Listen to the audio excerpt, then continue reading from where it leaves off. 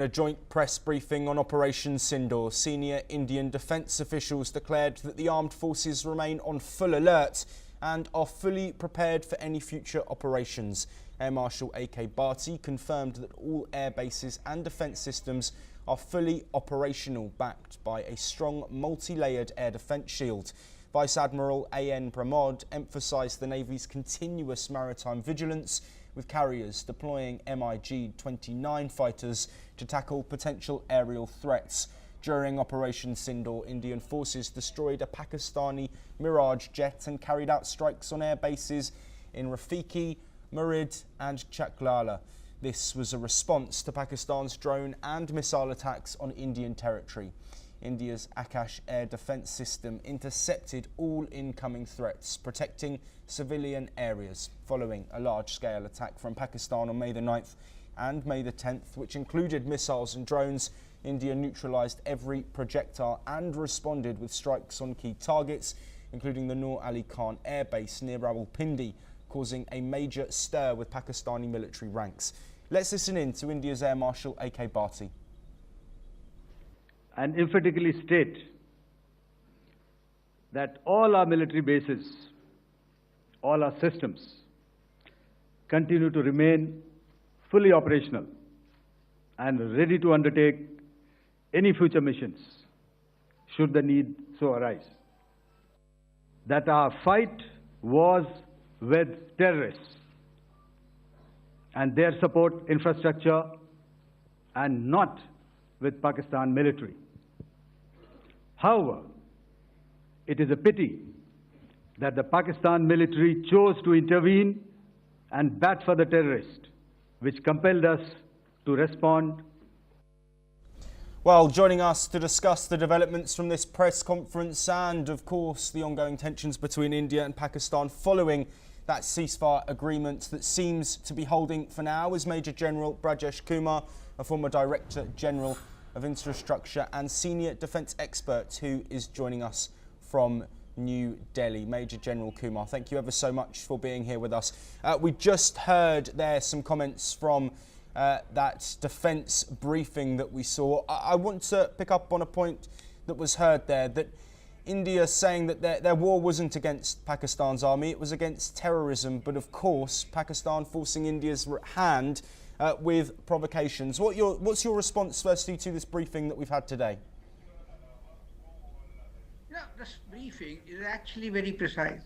In this particular operation that we've had for 3.5 days, and then of course a ceasefire last 2 days, 48 hours approximately now.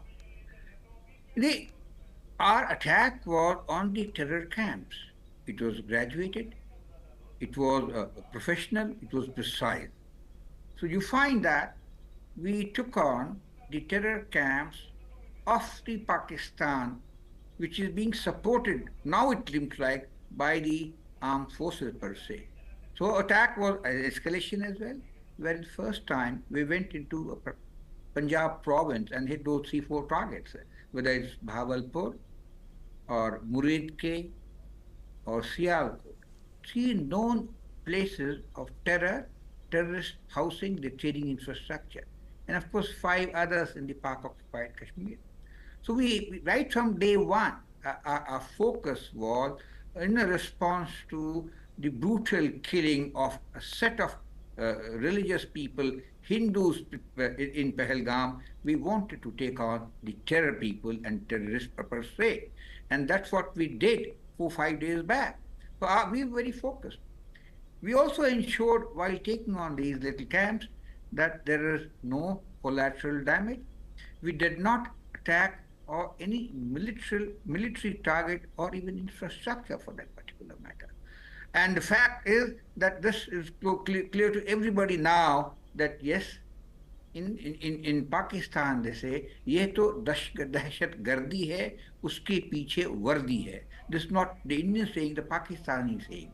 That means this terror which is happening around is basically because of the people in uniform supporting them. And the Pakistani average people have been saying so for a long period of time. In fact, it's an open secret. So the fact is, when we struck, it was purely for the terror.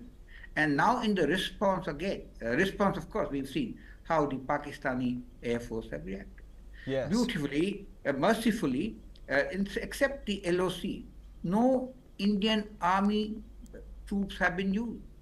No naval vessels or personnel have been used. Yes, they were deployed.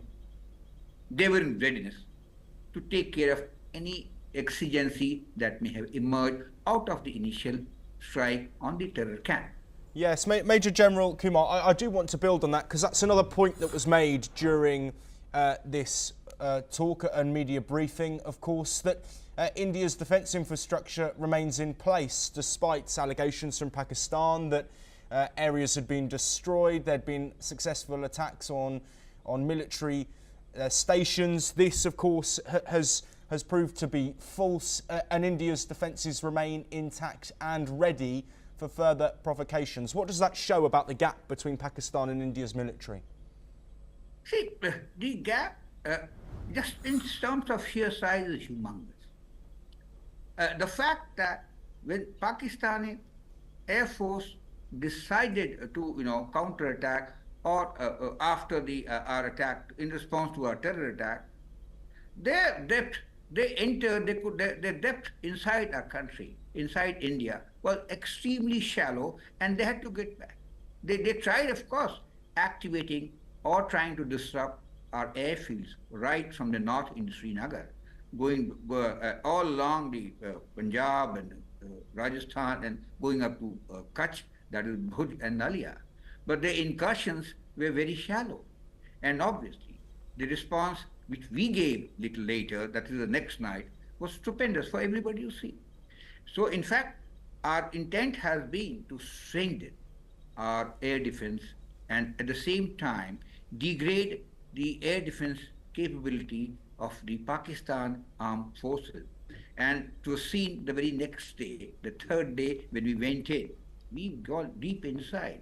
And we again, along the spectrum, right from, in the area of Hyderabad in the south to Sakkar, Rahim Yar Khan, Sargodha, and the famous air bases near Rawalpindi, and up to north in Skardu. So therefore, we could operate with fair immunity, as I may say, and where vis-a-vis our adversary, they could have had a very, very shallow incursion, if at all. So our air defense capabilities are very well integrated, both between the Army and the Air Force. The Army looks after the low-level aircraft or flying targets, while the Air Force looks after the higher level. The separation is at 5,000 feet per se. So in a nutshell, that was the story. And this story, it is because of this action that the thought of pushing for ceasefire, that's in my opinion.